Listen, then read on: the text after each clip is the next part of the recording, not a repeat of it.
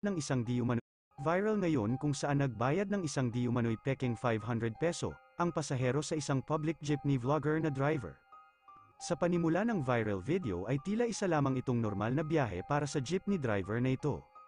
Dahil vlogger ang driver ng jeepney na ito, ay makikita sa kanyang video ang normal na senaryo sa loob ng jeepney, kung saan may mga sumasakay, bumababa at nag-aabot ng mga bayad.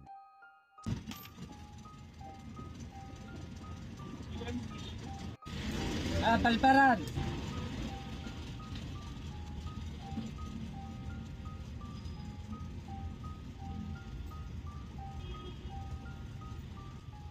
Ilan yung 50?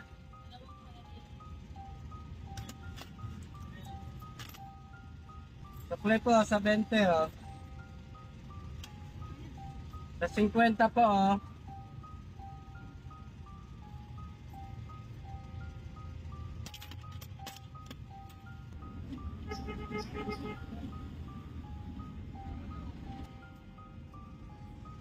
Sa pagpapatuloy ng viral video, ay makikita na nagbayad ang lalaking ito ng 500 peso bill.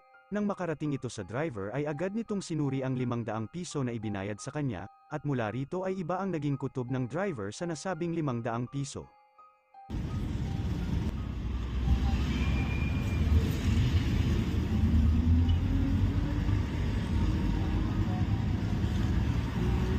Saan tong 500?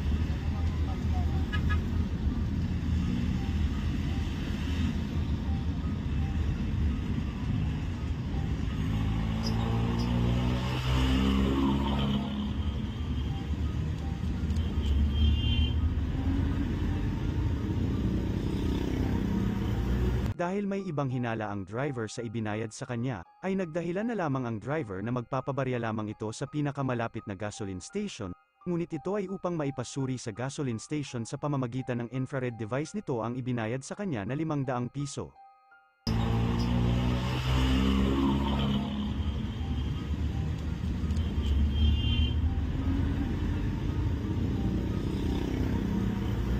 Saglit lang kuya, sukli ha, magkapalit lang tayo sa gasolinahan.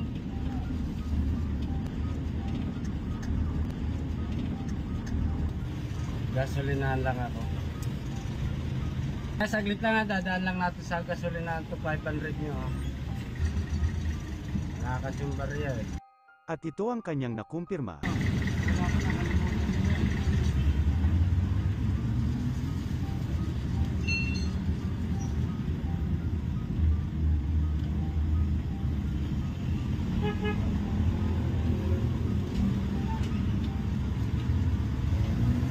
Boy!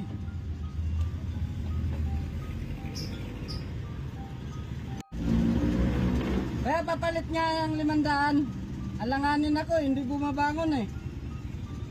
Sige, patignan ko muna yan. Sige.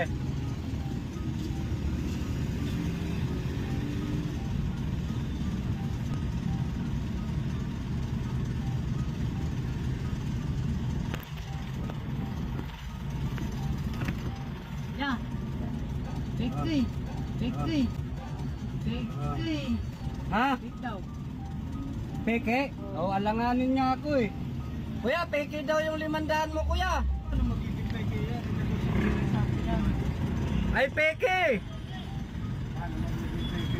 Baka peke yung kanilang money detector. Ay, hindi pwedeng magkamali kasi hindi rin bumabangon eh. Kaya alanganin ako eh. Pwede, huwag pumipilit na peke yan. Mas money ko na nga yan eh. Ay, hindi kuya. Peke nga eh. Hindi akin na lang, papalitan ko na lang. Ay, hindi pwede. Kailangan isurrender to sa pulis. Mamaya may maguyo pa kayo eh. Ay, hindi, oh, hindi pwede. Hindi pwede isusunod nyo. Akin naman po yun eh. Hindi nga, peke. Isusurrender to sa pulis. Babalik ko nga po yun doon sa nagsukli sa akin. Ay, hindi nga pwede. Ayun oh, may pulis oh. Huy! Huy! Huy! Bilang civilian, paano nga ba natin malalaman kung peke ang isinukli o natanggap nating pera? Ayon sa Bangko Sentral ng Pilipinas, 3 bagay ang dapat alam mo para matukoy mo agad kung tunay ba o peke ang hawak mong pera. Ito ay ang method na feel, look at tilt, o ang pagsalat, pagtingin at pagtagilip sa pera. Sa method ng pagsalat, ang totoong pera ay naka-embossed sa itaas na parte ng salapi ang salitang Republika ng Pilipinas dahilan upang kapag ito ay iyong sinalat ay mararamdaman mo ang bawat letra nito. Ang method naman para sa pagtingin, ay dapat kitang-kita at detalyado ang pagkakalimbag at ang mga watermarks sa hawak mong pera, malinaw ang mga security fibers, at ang mga asymmetrical serial numbers nito. Para naman sa huling method na pagtagilid, ay kapag ang hawak mong pera ay yung tinagilid ay malinaw mong makikita ang mga security features nito, tulad ng optical variable ink, o yung mga nag-iiba-iba ng kulay.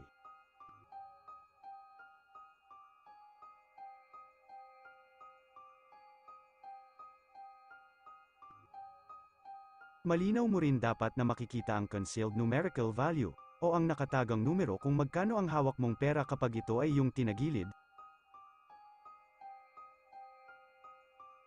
Kaya katulad ni Manong Driver ay maging mapanuri tayo sa mga natatanggap nating salapi. Dahil sa panahon ngayon na moderno na ang ating teknolohiya, ay hindi talaga imposible na may mga nagpapalaganap ng mga peking salapi, para lamang makapanglamang ng kapwa, at maisahan ang mga taong patas na lumalaban sa buhay.